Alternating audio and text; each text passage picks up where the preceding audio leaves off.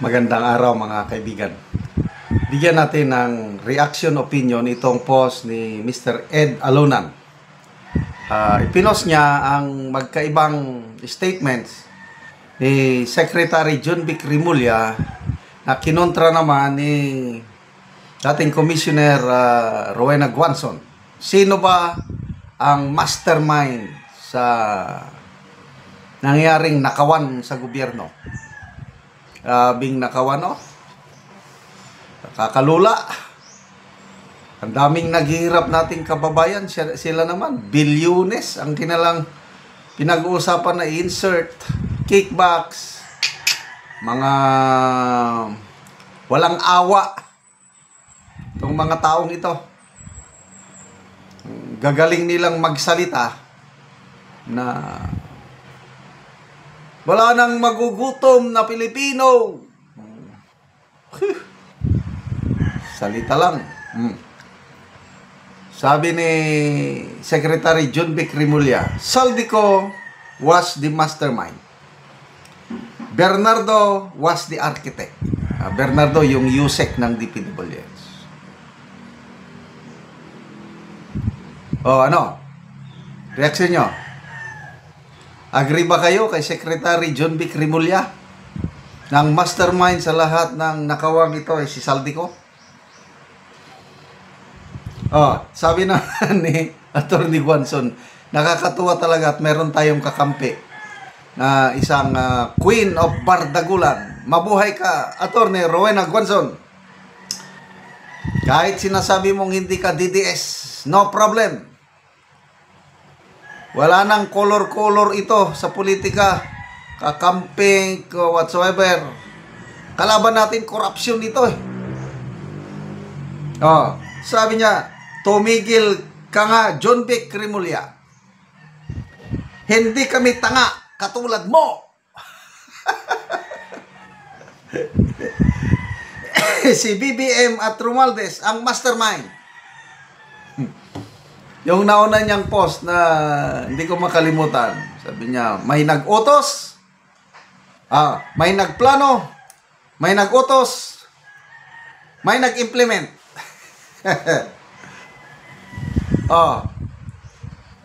Sino yung nagplano? Sino yung nag-utos? Di ba halos magkano yan? Yung mga mastermind, nag-utos, nagplano. So, yung inutosan, nag-implement, ito lang. Ang sinasabi ni Atty. Guanzon, ang nautosan, ang nag-implement sa lahat ng plano at utos ay si Saldico. Pwedeng kasama siya sa, kung may Trinity pa, Trinity, kasama siya doon. Kaya lang, hindi siya nag-iisa.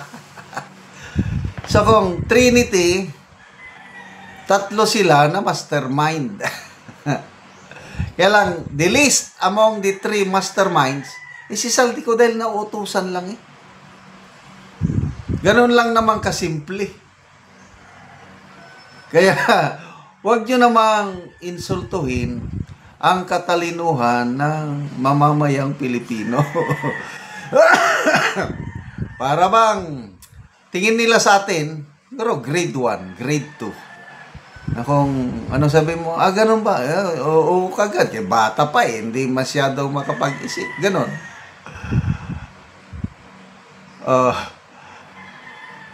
Malala ko tuloy si Senator Ping Lacson. Ano bang, sayang, ang taas ng aking paghanga, pagrespeto kay Senator Lacson noon. Ngayon, nabawasan na. Bakit?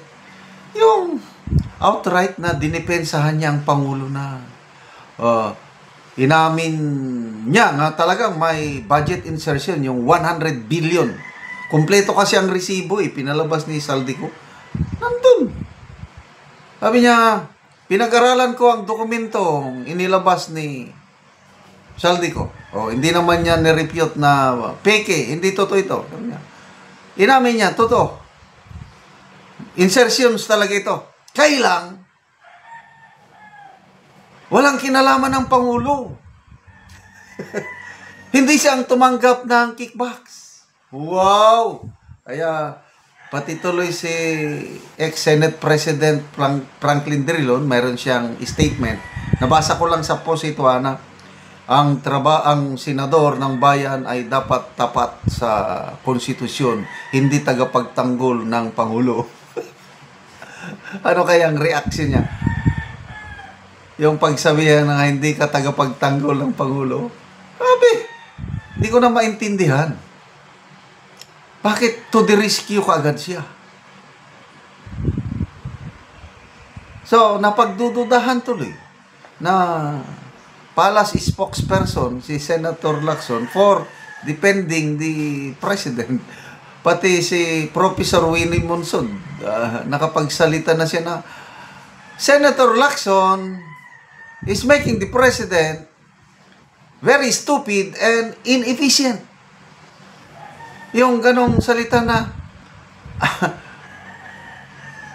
presidente na parang wala siyang kaalam-alam, nangyayari sa kanyang high-level officials, secretary, undersecretary, hindi niya alam. Eh di talagang otsotso.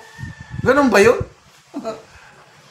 So, magbasa tayo sa mga comments, ano? Sandali.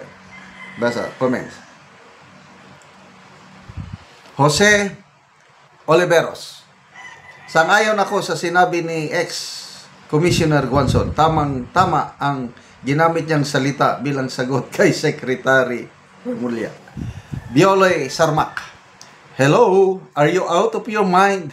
Di kami pinanganak kahapon. Panay depensa mo sa boss mo. Oh. Again, social media na ngayon. Age of social media. Kung noong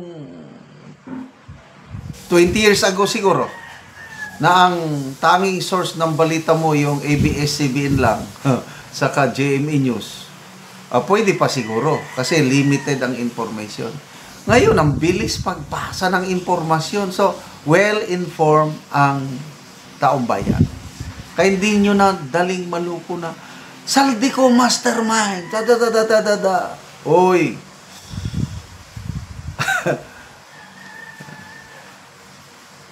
Jenny Ko, hindi tanga ang taong bayan.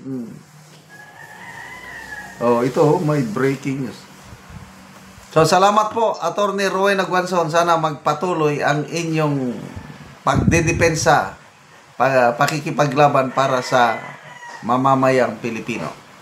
Mga kaibigan, salamat sa inyong pagsubaybay sa ating channel. Nakakatulong kayo ng malaki sa tribong Talandig ng Bukidnon. Dahil ang income natin sa channel na ito is pantulong po sa tribo. Namimigay tayo ng mga libreng yero at pako para makapagpatayo sila ng mas maayos na tirahan. Panoorin nyo ang nakakaawang kalagayan itong bahay ng Talandig tribe na ito sa Bukidnon. So mga ka-viewers, live ta karon ako karon diri sa balay nga makita nimo nga trapal lang ang atop o ang iyang dingding. So mo na gid ang hitsura sa ilang balay, trapal, ang dingding o ang atop.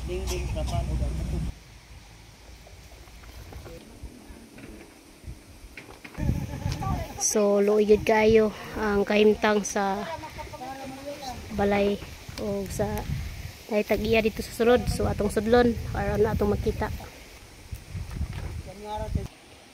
So atong tanawon si ante.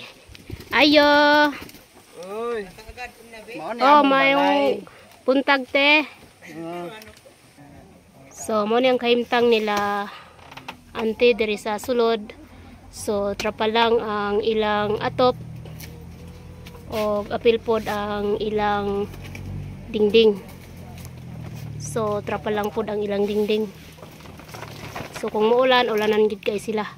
So, maupod na ang ilang lutuanan, ilang abuhan. So, makita gid nimo nga luoy gid sila. So, pila na ni katuig ang inyong balay ante nga sa inyong pagpuyo diri sa inyong balay? Duha na may dere. So, duha pa lang ni katuig ang ilang balay ni ante. So, trapa lang yod ang ilang dingding o ang ilang atop. So, na kay anak te? Na 5 So, 5. estudyante ang duha. So, pila na day mong edad te? 41. So, 41 na si ante. So, asay mong bana day ante? Lakaw naglakaw. Wala.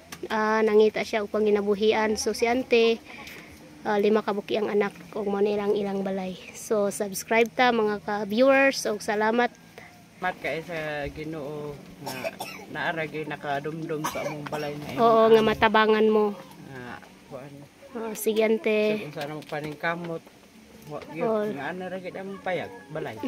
Sige ante, salamat.